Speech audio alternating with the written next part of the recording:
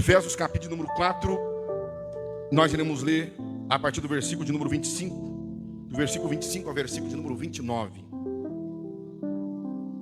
Os irmãos encontraram? Fiquemos em pé para nós fazermos a leitura. Diz o texto: por isso, deixando a mentira, fale cada um a verdade com o seu próximo, porque somos membros uns dos outros. Irai-vos e não pequeis. Não se ponha o sol sobre a vossa ira, nem deis lugar ao diabo. Aquele que furtava, não furte mais. Antes, trabalhe, fazendo com as próprias mãos o que é bom, para que tenha com que acudir ao necessitado. Não saia da vossa boca nenhuma palavra torpe, e sim, unicamente, a que for boa para edificação, conforme a necessidade, e assim transmita graça aos que ouvem. Vamos orar, sempre lembrando da Alice, sempre lembrando da Cecília, sempre lembrando dos nossos irmãos que são carentes, irmão Antônio Viana. Vamos estar sempre orando por nossos irmãos. Nosso irmão Nivaldo vai estar fazendo esta oração. Querido e maravilhoso Deus, diante da Tua presença, Senhor, agradecendo por essa rica oportunidade de estarmos aqui para ouvir a Tua palavra, Senhor. Venha falar profundamente em nossos corações, Pai. Use o Teu Filho que vai transmitir a Tua palavra. Vai, Senhor, de encontro com cada necessidade dos Teus filhos. Senhor, esses pedidos de oração em favor do irmão Antônio Viana, Cecília e vários irmãos que precisam da Tua bênção, da Tua misericórdia, Senhor. Se for enfermidade, o Senhor é poderoso para curar, Senhor. Vai, Senhor, e cura, faça a Tua vontade e não a nossa, Senhor. Assim eu te peço e te agradeço em nome de Jesus. Amém.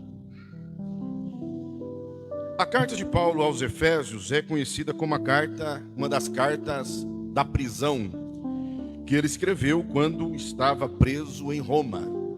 Efésios, Filipenses, Colossenses, Filemão são as cartas da prisão. E a carta à igreja de Éfeso, ela pode ser dividida em duas partes. Do versículo 1, do capítulo 1 ao capítulo de número 3, Paulo, ele fala sobre a teologia da vida cristã. E do capítulo 4 ao capítulo 6, Paulo vai falar sobre a prática da vida cristã. Por exemplo, do capítulo 1 ao 3, Paulo está falando sobre a teologia da vida cristã, e ele fala sobre a posição do crente em Cristo. Então, capítulo 1, do versículo 3 ao 23, Paulo ele fala que nós fomos escolhidos e selados. Uma escolha que diz Paulo que se deu antes da fundação do mundo, no versículo de número 4 do capítulo 1. Do capítulo 2, do versículo 1 ao 10, Paulo ele vai falar que nós somos salvos pela graça. Ou seja, nós não somos salvos pelos méritos nossos. Na verdade, nós não temos nenhum mérito para sermos salvos. Mas nós somos salvos pela graça, ele vai dizer no versículo 10, mediante a fé, e isso não vem de vós, é dom de Deus. Então até mesmo aquela fé necessária para crer em Cristo, não é nossa, não pertence a nós, é Deus que dá. Isso é chamado de graça proveniente, é a graça que Deus nos provê para nós crermos em Cristo, para nós alcançarmos então em Cristo a plena salvação. Depois do capítulo 2, do versículo 11 ao versículo de número 22, Paulo, ele fala que nós estamos unidos no corpo de Cristo. Então todos nós fomos salvos e fomos unidos no corpo de Cristo. Nós somos membros de um corpo, cuja cabeça é Cristo. Então, sendo membros de um corpo, aquilo que eu faço como membro afeta o outro membro. Então nós temos que entender essa posição, para que a nossa conduta de vida não venha impedir o outro membro de servir a Cristo. Depois do capítulo 3, do versículo 1 ao 21, Paulo ele vai dizer que nós somos iguais nesse corpo. No corpo de Cristo, nós somos membros, e ainda que um corpo tem diversos membros, mas todos esses membros pertencem a um único corpo, e são iguais nesse corpo. Nós não somos um melhores do que o outro, nós somos iguais. Então, do capítulo 1 ao capítulo 3, nós temos a teologia da vida cristã. Só que a vida cristã não é uma vida de teoria. A vida cristã é uma vida de prática. Então, a partir do capítulo 4, 5 e 6, Paulo ele vai falar dessa prática da vida cristã, como ela tem que ser. O capítulo 4 que nós lemos aqui a partir do versículo de número 25. Mas se você pegar os versículos anteriores, como o versículo de número 22, 23 e 24, Paulo está falando que nós devemos deixar o homem do passado. Nós devemos deixar a velha prática de vida. Nós devemos nos vestir do novo homem. Vestir do novo homem criado segundo Deus. É o que ele diz no versículo 24. A linguagem que Paulo está usando é de alguém que chega do trabalho cansado, sujo, né? Trabalhou e sujou, e ele toma um banho, e após tomar um banho, você não veste a mesma roupa. Não, você põe uma roupa nova, uma roupa limpa. Então Paulo, quando ele fala no versículo de número 23, 24, 22, 23 e 24, sobre vestir uma nova vestimenta criada por Deus, ele está falando de uma nova prática de vida, de um novo modo de viver, um modo de viver que agrada a Deus. E aí no versículo 25, ele vai dizer assim, ó, por isso. Por que ele diz por isso? Quando você lê essa palavra por isso, ele está refletindo ao contexto anterior. Qual é o contexto anterior que Paulo está referindo? Ao capítulo 1, 2 e 3. Ele está dizendo assim, ó, como Deus elegeu vocês, como Deus amou vocês, como Deus trouxe vocês para mais próximo dele, como Deus perdoou vocês. Por causa disso, vocês se vestiram de um novo homem. Por causa disso, vocês têm que viver de tal e de tal maneira. Então ele vai fazer aqui uma comparação ou uma contradição de dois pontos. E do versículo 25 ao 29 que nós lemos, nós vamos ter aqui 4 palavras negativas e 4 palavras positivas. Por exemplo, negativo, deixa a mentira. Positivo, fale a verdade. Negativo, não pequeis. Positivo, irai-vos. E vou explicar isso aqui. Negativo, não furte. Positivo, trabalhe. Negativo, não sai da vossa boca a palavra torpe. Positivo, fale palavra que transmita graça aos que ouvem. Então Paulo ele vai trabalhar aqui 4 termos no negativo, 4 no positivo, mas para cada uma delas ele vai dar um motivo por qual nós devemos fazer o que é certo. Veja bem, irmãos, que Deus é Deus e Deus ele é soberano. Ele poderia simplesmente falar para você assim, ó, faz isso e pronto, acabou. Você vai perguntar, por que Deus deve fazer isso? Ó, deve fazer porque eu estou mandando. Só que Deus, ele não quer que ninguém faça alguma coisa para ele sem saber o porquê está fazendo. Eu sou totalmente contra, e tenho expressado aqui já 1 ano e 4 meses, que nada deve ser feito com autoritarismo. Você tem que fazer porque eu estou mandando, não. Tudo que nós devemos fazer, nós temos que saber o motivo pelo qual estamos fazendo. E o próprio Deus, mesmo ele sendo Deus soberano, ele não simplesmente nos manda fazer algo sem nos falar o porquê ele está mandando. Então, se Deus é o Deus soberano, que aceita um culto racional, o que é um culto racional? É um culto que eu sei o que eu estou fazendo. Eu tenho que ter conhecimento, eu tenho que saber o porquê eu estou fazendo o que eu estou fazendo. Esse negócio que, veio em mim, eu perdi o controle. Não. A Bíblia não nos ensina assim. A Bíblia ensina que o Espírito Santo ele não possui a nossa mente. O Espírito Santo ele possui o nosso espírito. Então a nossa mente tem que ser renovada. É o que Paulo diz em Romanos capítulo 12. Ser renovada pela transformação do vosso entendimento. Mas o Espírito Santo ele não possui a nossa mente. Por isso que a Bíblia diz que o espírito do profeta é sujeito ao profeta. Então eu sei o momento de falar, quando falar, porque Deus me dá essa autonomia. Mesmo ele me dando uma mensagem para entregar para qualquer pessoa, eu posso optar a maneira de falar e quando eu devo falar. Então nosso Deus, ele não possui a nossa mente, nos tornando um robô. Não, por isso que ele, graciosamente, ele nos dá o conhecimento do porquê nós devemos fazer certas coisas. Então Paulo ele começa dizendo, por isso, por causa de tudo aquilo que Deus fez, deixando a mentira, fale cada um a verdade. Queridos, a Bíblia diz que o pai da mentira é o diabo. E sendo nós irmãos, nós não podemos mentir um para o outro. Tá certo que às vezes ser sincero é ruim, e nós não queremos ser sinceros com ninguém, porque machuca.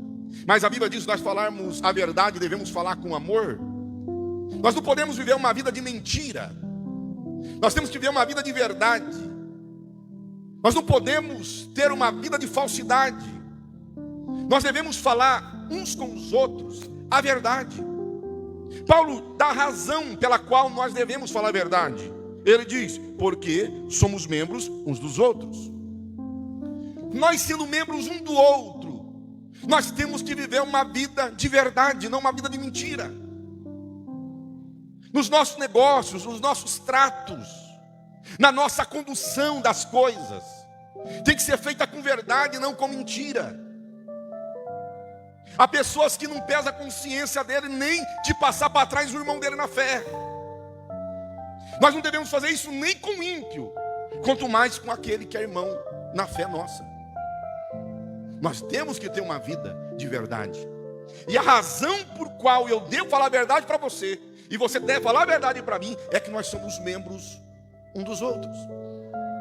Imagine se os nossos membros do nosso corpo começar a mentir um para o outro, lutar um contra o outro. Você não vai conseguir sobreviver. Os nossos órgãos, eles têm que trabalhar em comunhão, em união, para o bem-estar do corpo. Então Paulo diz, não mentem, fale a verdade um ao outro. Uma vida verdadeira. Qualquer mentira, por menor que seja, é pecado. Existe nas discussões filosóficas a mentira que é desculpável, aquela mentira que é para salvar alguém. Dizem, não, se for para salvar alguém você pode mentir, mas é mentira do mesmo jeito, e é pecado. É uma mentira em grau menor? Certamente é, mas aos olhos de Deus é mentira, porque o nosso Deus é verdadeiro, Ele é a verdade. Sendo Ele a verdade, o diabo, pai da mentira, qualquer mentira que eu conte, por menor que seja, com o objetivo de salvar alguém que seja, continua sendo pecado. Então Paulo diz, o primeiro negativo, não minta. E o primeiro positivo, fale a verdade. Versículo número 26, ele diz, irai-vos e não pequeis, não se ponha o sol sobre a vossa ira. Paulo está dizendo aqui que pode irar. Mas se você for no versículo 31, ele vai dizer assim, ó, longe de vós toda amargura, cólera e ira. Ora, como Paulo está dizendo no versículo 26, para eu irar, que eu posso irar. Mas no versículo 31, ele diz para a ira estar longe. Porque essa ira do versículo 26 não é a mesma ira do versículo 31. Essa ira que ele diz, você pode irar, você deve irar, é a ira contra a injustiça, a ira contra aquilo que é contra Deus, a ira que causa revolta em nós por causa do pecado. Quando eu vejo alguém cometendo injustiça com outro, eu iro. Quando eu vejo alguém falando da igreja, falando de Cristo, falando de Deus, e aquilo me produz ira, é o que é chamado de ira santa. Essa ira, Paulo diz que eu posso ter, mas eu não posso pecar. Se o irar é positivo, o pecar é negativo. Porque essa ira, por mais santa que ela seja, se eu deixar ela no meu coração, aquilo vai transformar em revolta, em cólera, em amargura, e aí eu vou estar pecando. Por exemplo, eu vejo o irmão sendo, o que é um exemplo fácil? Moisés. Ele vê um egípcio maltratando um judeu, ele se ira. Era pecado ele irar? Não. Ele podia ter irado no pecado, mas o que ele fez? Foi lá e matou o egípcio. Ele pecou. Quando eu não tenho domínio da minha ira santa, daquilo que me traz revolta, e eu começo a extrapolar na ofensa ao outro, eu estou pecando. Nessa questão da política, né? Está uma ira terrível.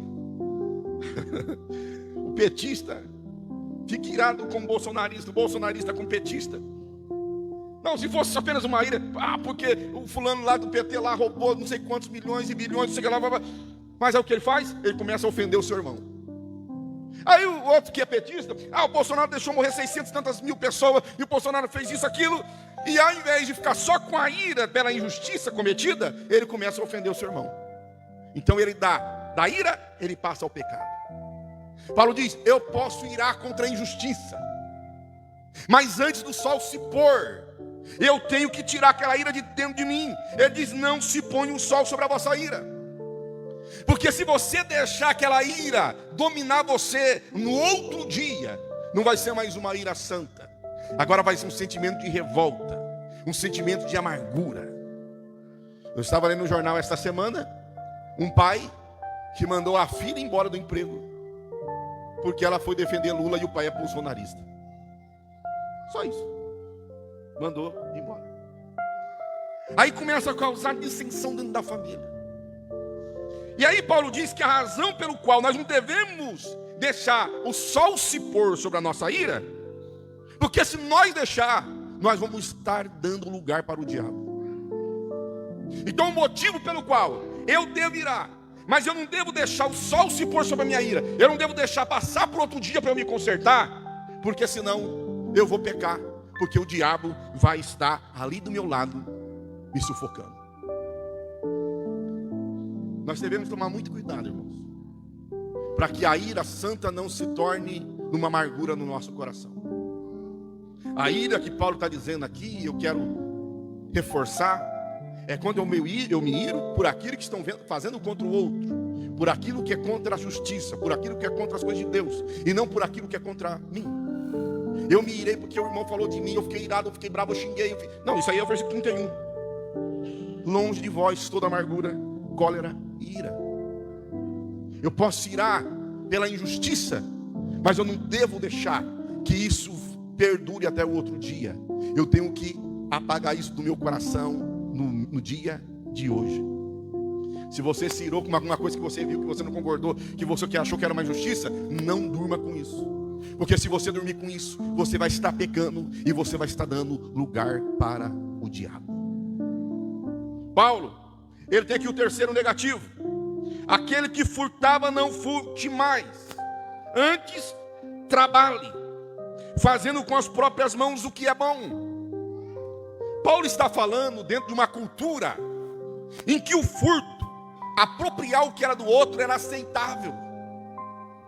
Paulo está dizendo assim, ó, quando vocês estavam no mundo de pecado, quando vocês estavam aí em Éfeso, cheio de idolatria, vocês cometiam furtos, porque furto é uma coisa e roubo é uma coisa, latrocínio é outra.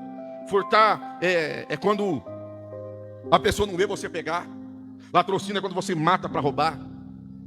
Então, pegar alguma coisa, até mesmo para a subsistência, era normal e aceitável naquela comunidade.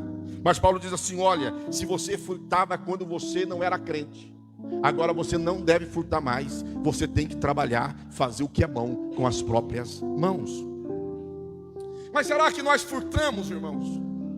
Quantas vezes nós fazemos isso? Quando nós passamos no caixa do mercado e você viu que a pessoa errou na conta e você fica quietinho, que a pessoa esqueceu de passar um produto que você comprou e você fica quietinho. Não, eu estou ganhando. É furto, é roubo. Quando eu engano meu irmão, mesmo por alguma coisa pequena, eu estou roubando do meu irmão. Paulo está dizendo, você não deve adquirir com furto, porque isso era a vida passada. Agora, você tem que trabalhar, você tem que fazer o que é bom com as suas próprias mãos. Nós vivemos numa sociedade hoje em que tem até aqueles que defendem quem rouba para sobreviver. Só que o roubo nunca é uma solução para um problema, nunca é solução para problema algum. E nós fazemos comparação, porque fulano roubou bilhões e está solto, e ciclano roubou uma galinha e está preso. A justiça tem 2 pesos, 2 medidas? Tem. É injusto? É, mas é roubo do mesmo jeito. Nós não podemos defender nem o roubo maior e nem o menor, nem aquele que roubou milhões e nem aquele que roubou centavos.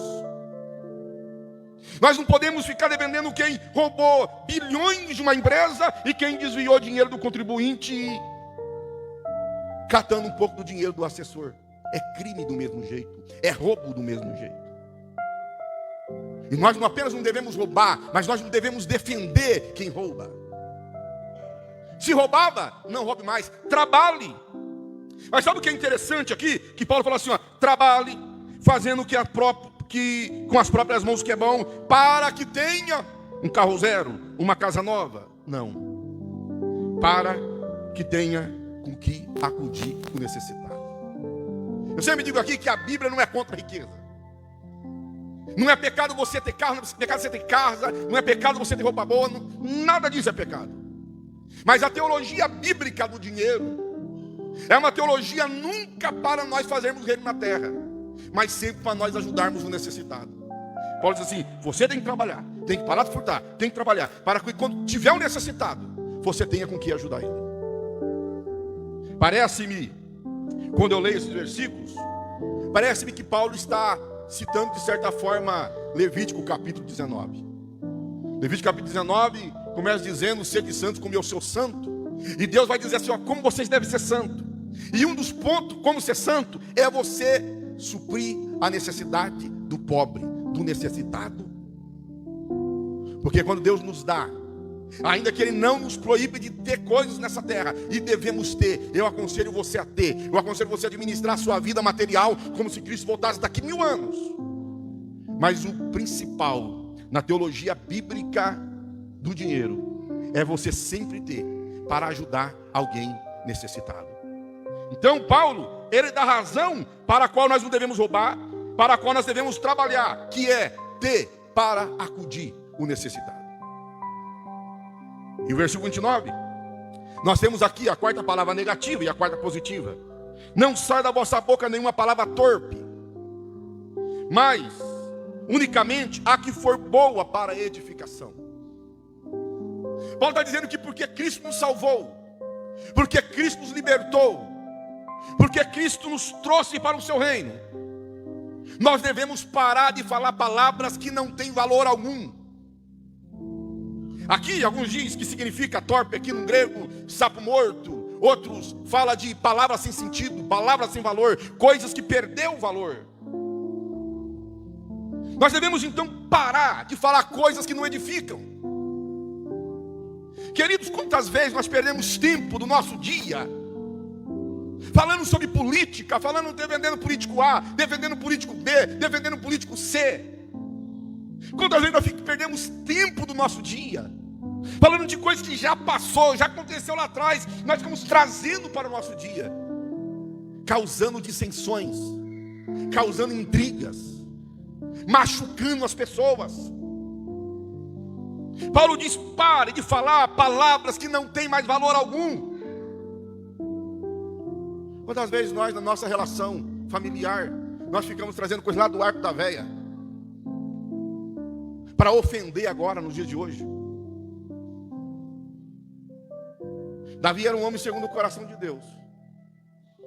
Mas Davi, como todo homem falho, Davi lá trazendo a arca, dançando, bailando. Aí a mulher dele, a Mical, com toda razão, não tira a razão dela, foi: ô Davi, eu sou tua mulher, estou aqui, você está mostrando a nudez para as mulheres aí fora na rua? Que ele dançava, pulava. Normalmente o vestido, quando você ia correr para uma caminhada, se pegava a ponta, trazia até a cintura, amarrava. Então aquele vestido que ficava até lá o pé, ele ficava acima do joelho. Agora naquele tempo, biblicamente, o único que usava short, calção, a Bíblia diz, por baixo do vestido era o sacerdote, para que quando ele subisse no altar do holocausto, as pessoas que estivessem embaixo não vissem a vergonha dele, a nudez dele. Aí está lá Davi dançando, parece a nudez dele. E a mulher, que mulher que não achava ruim com o marido mostrando a nudez dele, os músculos dele, a beleza dele? Hã? Qual marido que quer ver a mulher mostrando a nudez? Só se for um cara meio atrapalhado, né? Aí ela vai repreender Davi, com razão, moço. Aí Davi olha para ela e fala assim: você vem falar para mim? Deus arrancou o reino do teu pai, deu tudo para mim. O que você tem a ver com isso? Olha, irmãos, machucou Mical. Aquilo ofendeu Mical. O que tinha que Davi falar aquilo? Que edificação trouxe para a vida de Mical aquilo?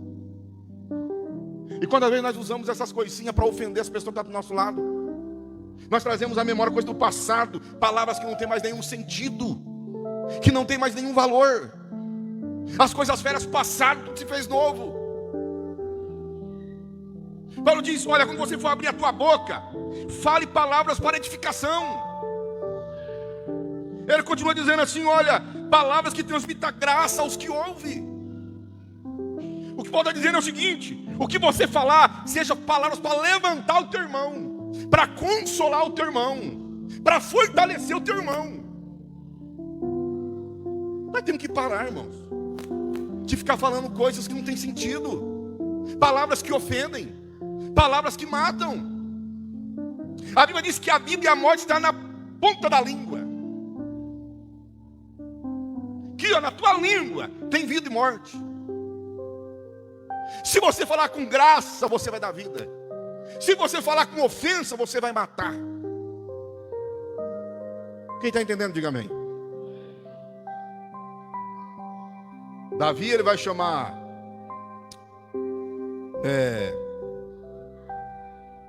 o Idomeu. Estou tentando lembrar o nome, é Edoc. Agora deu um branco no nome do homem. Quando Davi estava fugindo de Saul, ele passa no tabernáculo, e o sacerdote, ele pede pão, ele fala, Davi fala: eu estou aqui amando do rei, eu preciso de uma arma, eu preciso de pão. O sacerdote fala: a única arma que tem aqui é a espada de Golias. O pão que aqui é o pão da presença, amanhecido. Não, me daí que eu vou comer. E pegou e estava lá retido diante do Senhor. Doeg, eu acho que é Doeg, o Idomeu. Ele viu aquilo. E aí quando ele foi até Saul e contou a história, Davi vai escrever um salmo para falar sobre isso. E ele vai falar assim, que a língua dele era afiada como uma navalha. Você conhece pessoas que têm uma língua afiada que tem navalha? Sabe aquelas pessoas que você vai conversar com ela, parece um burro bravo que só dá coice, que as palavras ofendem, machuca, fere, destrói a vida de alguém. Você fica sabendo de alguma coisa do outro e você passa para frente aquilo, sem ter conhecimento pleno daquilo, sem ser testemunha daquilo, só porque alguém falou, e isso é uma maldição. Quando nós começamos a falar uma do outro, o que ela falou para mim, isso sempre aumenta. Às vezes é coisa perdoada, tratada, e nós trazemos à tona.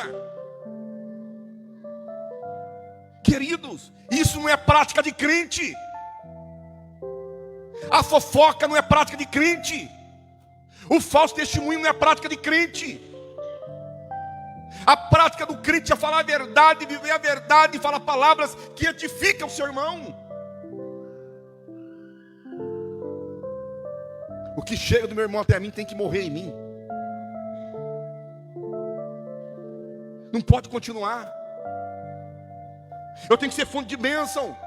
Tiago diz que de uma fonte não pode jorrar água doce e água salgada. É impossível ficar o dia inteiro falando mal dos outros e vir no culto à noite adorar a Deus. Fica no WhatsApp da vida, no telefone da vida, falando mal do outro, fofocando da vida do outro, e depois vem na igreja.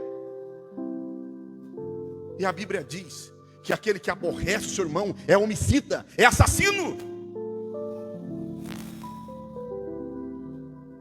Não sai da vossa boca a palavra que já está vencida, palavra que não tem nenhum valor, palavra que fede. Tem pessoas que têm toda uma higiene bucal maravilhosa, passa fio dental, escova o dente, faz um cagarejo lá com, sei lá o nome dos negócios, eu uso lá, esqueço o nome, né? Cabeça minha. Mas quando abre a boca é um fedor, porque só fala coisa ruim, só fala coisa ruim, só fala coisa que magoa. Olha, sai de vossa boca a palavra que transmite graça. Parece-me que Paulo está ecoando Malaquias, que Deus viu através do profeta, Deus viu e falou através do profeta Malaquias, ó, uns estão falando para o outro aí, ó, não compensa servir a Deus não compensa ir na igreja não compensa adorar a Deus não, o negócio está feio, as coisas estão feias, olha lá fulano, você viu o que fulano fez tudo aquilo lá, e está lá na igreja, está lá em comunhão, e está lá prosperando, e eu não fiz nada disso, igual o jeito que eu estou. E começou essa conversinha fiada lá no meio do povo judeu. Aí Deus fala assim, ó, a palavra de vocês são ofensivas a mim. Eu vou dizer para vocês que vocês devem falar um para o outro. Cada um diga ao seu companheiro: o Senhor vê, o Senhor ouve, e há um memorial diante de Deus. É isso. Porque as palavras não ofendem apenas o nosso irmão, ofende a Deus. Ofende a Deus. E esse texto remete aqui aos mandamentos, os 10 mandamentos. Quando fala para eu não mentir para o meu irmão, para eu não falar palavras torpes, está lá, não tirar falso testemunho, não falarás falsamente. Quando diz para eu não roubar, está lá, vocês não roubarás. Porque, nota bem que o texto, aqui do versículo 25, 26, 27, 28, 29, da vida prática cristã, Paulo está falando sobre o nosso relacionamento um com o outro. O nosso relacionamento um com o outro. Queridos, a Bíblia diz: amarás o Senhor teu Deus acima de todas as coisas, e ao teu próximo como a ti mesmo. Não é isso que a lei dizia? Mas Jesus falou assim: olha, vocês devem amar um ao outro como eu vos amei. Porque o Evangelho, ele é mais apertado do que a lei.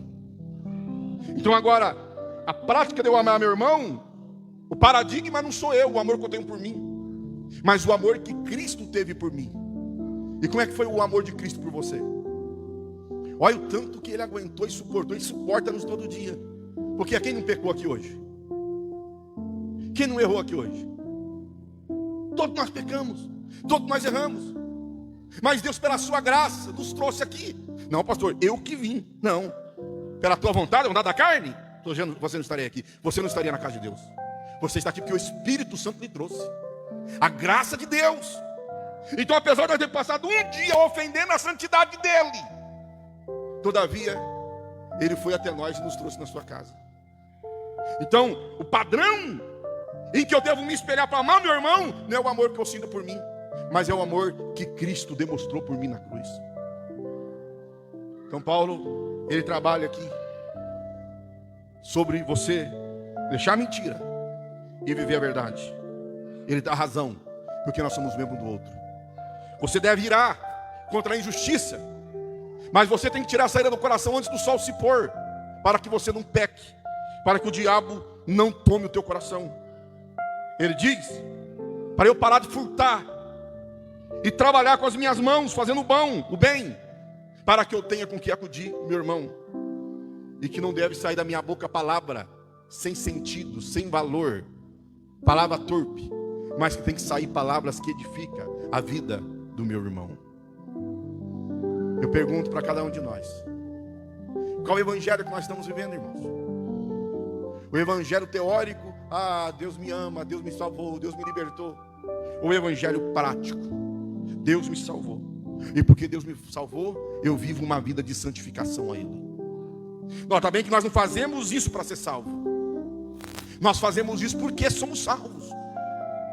É por isso que ele vai começar o versículo 25: por isso, porque vocês já são salvos, porque vocês foram eleitos nele. Então, por causa disso, vocês não vão viver mais como viviam no passado, vai viver uma vida nova.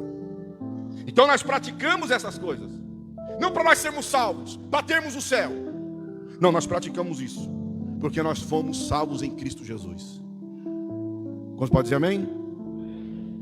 Que Deus em Cristo nos abençoe, e que a palavra de Deus venha nos moldar, para que seja realizada em nós cada dia a imagem de Cristo.